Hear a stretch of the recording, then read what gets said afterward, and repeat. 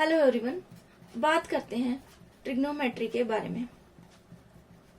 Trigonometry की introduction हमने थोड़ी सी लास्ट वीडियो में पढ़ी थी, थोड़ा सा रिवाइज कर लेते हैं। ट्रिग्नोमेट्री में हम क्या करते हैं, राइट एंगल ट्रायंगल के बारे में पढ़ते हैं।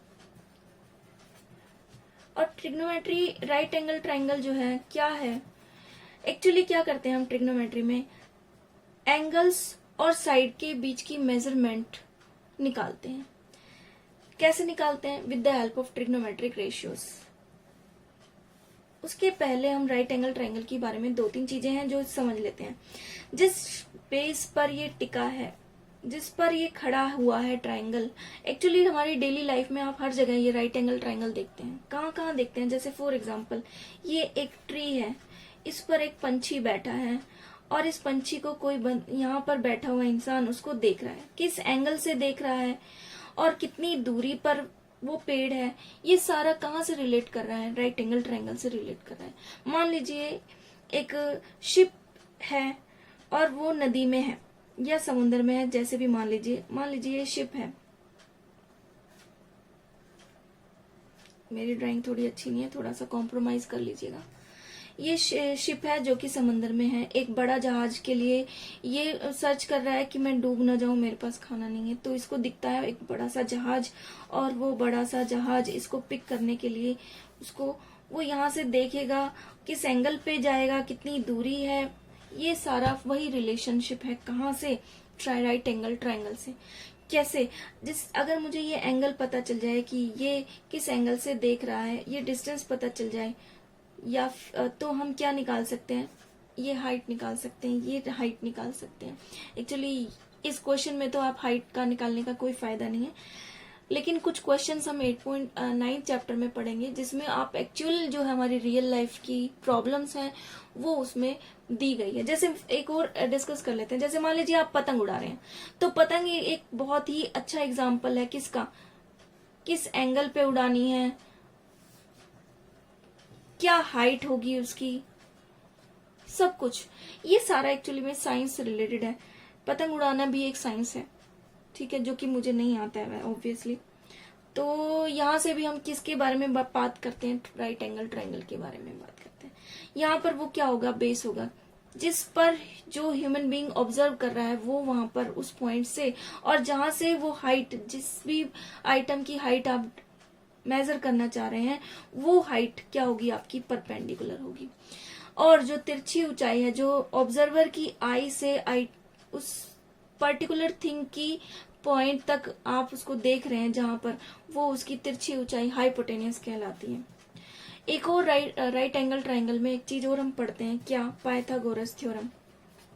पाइथागोरस थ्योरम क्या कहती है कि जो हाइपोटेनियस है, हाइपोटेनियस यानी कि कर्ण, इसको हम एच से डिनोट करेंगे, बेस यानी कि बी से डिनोट करेंगे, परपेंडिकुलर को हम पी से डिनोट करेंगे। पाइथागोरस थ्योरम कहती है हाइपोटेनियस का स्क्वायर जो होता है वो बेस स्क्वायर और परपेंडिकुलर के स्क्वायर के एडिशन के इक्वल होता है, ठीक है।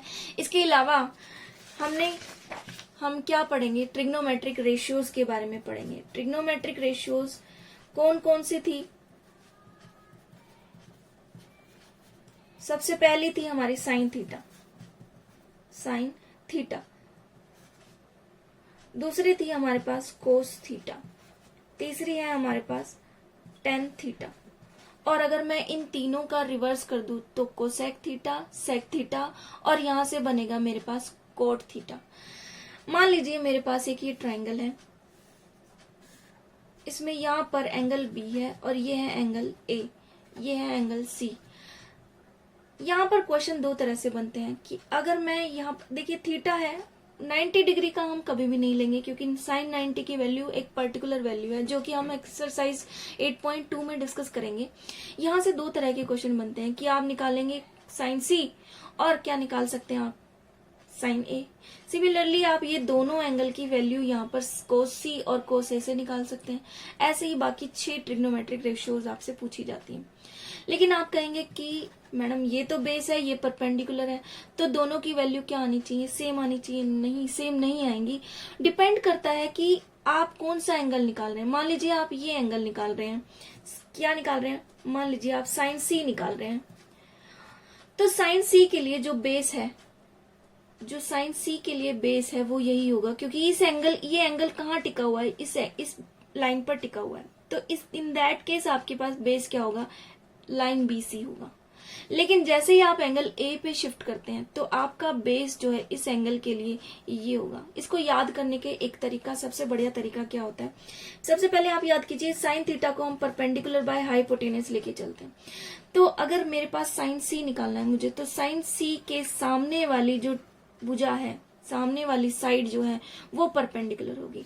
सिंपल आपको ये याद रखना है कि अगर हम साइन सी निकाल रहे हैं तो opposite side of angle C जो होगी वो क्या होगा, परपेंडिकुलर होगा। हाइपोटेनस में आपको कभी भी कंफ्यूजन नहीं होगी, क्योंकि ये तिरछी ऊंचाई है, तिरछी ऊंचाई को बच्चे आसानी से पहचान लेते हैं।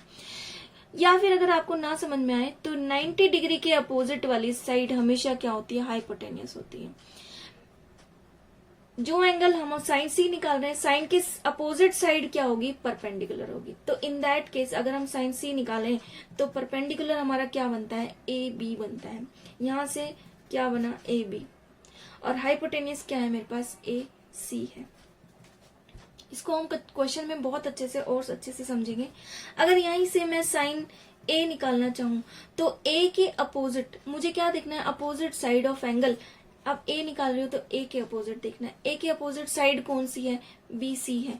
तो यहाँ पर साइन थीटा यानी कि साइन ए की वैल्यू क्या होगी, बी सी, और हाइपोटेनियस तो आपका सेम ही रहेगा जो कि क्या होगा, ए सी।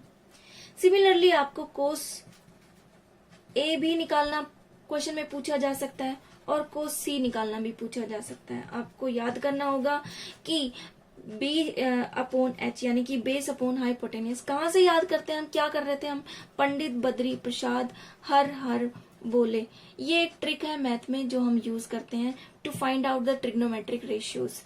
क्या कैसे लिखते हैं, साइन कोस टेन, इसको इसी तरह से लिखें, साइन कोस और टेन लिख, जैसे ही आप लिखेंगे तो आपको दिखेगा साइन के नीचे है पी और एच, तो पी अपॉन एच क्या है, साइन थीटा। कोस के नीचे आपको क्या दिख रहा है, बी अपॉन एच, तो कोस थीटा क्या है, बी अपॉन एच यानी कि बेस बाय हाइपोटेनियस। बिल्कुल वैसे ही आप क्या निकालेंगे, P by B, P by B जो कि क्या होगा, परपेंडिकुलर बाय बेस होगा। ठीक है, आपको कंफ्यूजन सिर्फ कहाँ होगी, जब आप एंगल निकालेंगे। सेम ट्रिग्नोमेट्री रेशियो है लेकिन सिर्फ एंगल से डिफरेंट है। अगर एंगल डिफरेंट हो जाए तो बेस और परपेंडिकुलर भी डिफरेंट हो जाते हैं। आपको बस ये याद रखना है कि अगर आप बेस निकाल रहे हैं तो आपको एडजेसेंट साइड देखनी है, और अगर आप परपेंडिकुलर निकाल रहे हैं तो आपको अपोजिट साइड देखनी है। अब जिस एंगल की जो आप एंगल निकाल रहे हैं उसके लिए अगर आप परपेंडिकुलर देख रहे हैं तो आपको उसके अपोजिट जाना होगा। अगर आप बेस देख रहे हैं तो आपको एडजेसेंट साइड जाना होगा। एडजेसेंट साइड का मतलब होता है साथ लगी हुई भुजा। हिंदी वाले बच्चे ध्यान से सुने, एडजेसेंट का मतलब है, हिंदी में इसको बोलते हैं आसन्न भुजा या फिर संलग्न संलग्न भुजा, साथ लगी हुई भुजा, साथ जुड़ी हुई भुजा। एडजेसेंट का मतलब होता है बिल्कुल उसके साथ में, यानी कि एंगल के साथ में। ये साथ लगी हुई भुजा है, एडजेसेंट है, तो यानी कि कोस ए की वैल्यू क्या होगी, बेस क्या है हमारे पास, बी सी है। हाइपोटेनियस क्या है इन दैट केस, हाइपोटेनियस तो आपका कोई भी एंगल ले लो सेम ही रहेगा, क्या होगा, ए सी। हाइपोटेनियस आपका सेम ही रहेगा। अब यहाँ कोस सी निकाल रहे हैं, अब सॉरी यहाँ पर मैंने उल्टा कर दिया, कोस ए है ना, तो ए के साथ लगी हुई भुजा क्या है, ए बी है। तो यहाँ पर मैं लिख देती हूँ सी, क्योंकि मैं कोस सी का निकाल के दिखा दिया आपको मैंने। अगर मैं यहाँ कोस ए का निकालती हूँ तो ए के साथ लगी हुई भुजा कौन सी है, क्योंकि हम बेस निकाल रहे हैं, तो ए के साथ लगी हुई भुजा क्या है मेरे पास, A B, adjacent to angle A upon क्या, हाइपोटेनियस। क्या है मेरे पास, ए बी अपॉन ए सी। थोड़ा सा ना आप यहाँ से एक ऑब्जर्व करने की कोशिश करें, क्वेश्चन को थोड़ा सा करने के बाद ऑब्जर्व किया करें आप। देखिए यहाँ पे मैंने साइन सी निकाला था, एक ही ट्राइंगल है, साइन सी निकाला, ए बी बाय ए सी आया, ठीक है। साइन ए निकाला, बी सी बाय ए सी आया। बिल्कुल वैसे ही मैंने कोस सी निकाला, सिर्फ चेंज क्या आया, हाइपोटेनियस तो दोनों के बेस में हाइपोटेनियस तो है ही, चेंज कहाँ है, यहाँ परपेंडिकुलर हम ले रहे हैं, यहाँ पर हम बेस ले रहे हैं। जैसे ही मैंने कोस सी लिया, एडजेसेंट आ गया, BC बाय AC, कोस सी की वैल्यू आई। कोस ए है हमारे पास, एक्चुअली देखना क्या है आपने, ये देखिए आपने साइन C निकाला और कोस ए निकाला, सेम है। आपने साइन ए निकाला, कोस सी निकाला, सेम है। ये आपको हेल्प करेगा जब आप एक्सरसाइज 8.1 करेंगे तो उसके क्वेश्चंस में आपको ये बहुत हेल्प करेगा। आप उसको कैलकुलेशन में करेंगे और एक्चुअल में आंसर आपको ऑलरेडी पता है, आपको इसका आंसर भी पता होगा, इसका आंसर निकलते ही आपको इसका आंसर भी पता चल जाएगा, लेकिन आपको वो लिख के दिखाना है, तभी आपको मार्क्स मिलेंगे। तो ऐसा क्वेश्चन में करने में बहुत अच्छा लगता है जिसका हमें आंसर पता हो। ठीक है, यहाँ से एक चीज और जो कि लास्ट वीडियो में इंट्रोडक्शन में हमने नहीं देखी थी, वो क्या थी कि जो tan थीटा होता है वो साइन थीटा को डिवाइड कर दें अगर कोस थीटा से, तो वो किसके इक्वल आता है, tan थीटा के इक्वल आता है। देखिए यहाँ से अगर मान लीजिए मैं निकालना भी चाहूं तो साइन थीटा क्या है मेरे पास, परपेंडिकुलर बाय हाइपोटेन्यूज है, perpendicular by hypotenuse. Cos theta क्या है मेरे पास, base by hypotenuse, base by hypotenuse है। दोनों को अगर मैं डिवाइड करती हूँ तो ये क्या आएगा, h से h कैंसिल, हाइपोटेन्यूज से हाइपोटेन्यूज कैंसिल हो जाएगा और बेस बाय परपेंडिकुलर आया। तो इन अगर आप निकाल रहे हैं tan A, दो केस बनेंगे, tan C, दो ही केस बन रहे हैं। tan A निकाला है तो परपेंडिकुलर आपका क्या होगा, tan A के लिए A के सामने वाली भुजा परपेंडिकुलर है, तो यानी कि BC by base.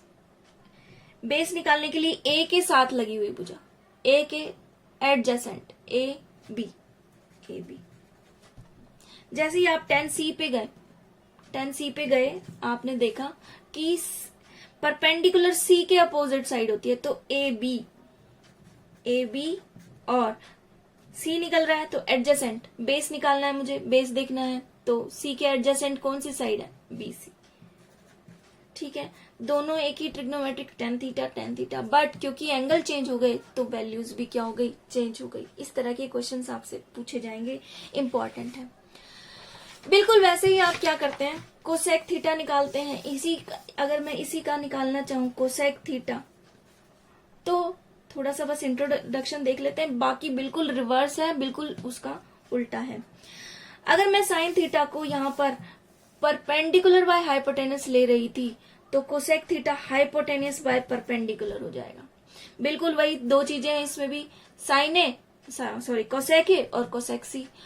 Hypotenuse same रहेगा, परपेंडिकुलर जो के लिए आपको अपोजिट टू एंगल, जो भी एंगल पूछा जाए उसके अपोजिट देखना है। अगर आपको बेस देखना है तो आपको क्या देखना है, एडजेसेंट साइड देखनी है। बेस के लिए एडजेसेंट, परपेंडिकुलर के लिए अपोजिट। सेक थीटा हमने पढ़ा था, क्या होता है, हाइपोटेन्यूज बाय बेस, बिल्कुल रिवर्स होता है कोसेक थीटा का। तीसरा क्या है, कोट थीटा, ये रिवर्स होता है tan थीटा की। ठीक है, और या फिर मैं इसको cosec theta by sec theta कर दूं तब भी। अब क्योंकि tan थीटा क्या है, sine theta by cos theta है, तो यहां पर भी मैं उसका उल्टा कर सकती हूँ। क्या आ जाएगा, cos theta by sine theta. बहुत ही इंटरेस्टिंग जो है, बहुत ट्रिग्नोमेट्रिक टॉपिक है, बहुत इंटरेस्टिंग है। अगर आप इसको ध्यान से पढ़ेंगे तो आपको इसमें कोई प्रॉब्लम नहीं आएगी, क्योंकि ये 10th के बच्चों के लिए बहुत ही न्यू टॉपिक है, तो इसमें थोड़ा सा टाइम लगता है बच्चों को समझने में। तो समझने में टाइम लगाएं, कोई जल्दबाजी ना करें, अपने हाथ से प्रैक्टिस करने की कोशिश करें। जब तक आप प्रैक्टिस नहीं करेंगे क्वेश्चंस तक नहीं पहुंच पाएंगे। तो उम्मीद करती हूँ आपको कोई प्रॉब्लम नहीं आएगी। अगर आपको कोई प्रॉब्लम आती है तो कमेंट सेक्शन में आप पूछ सकते हैं। Thank you very much. God bless you all and don't forget to subscribe my channel.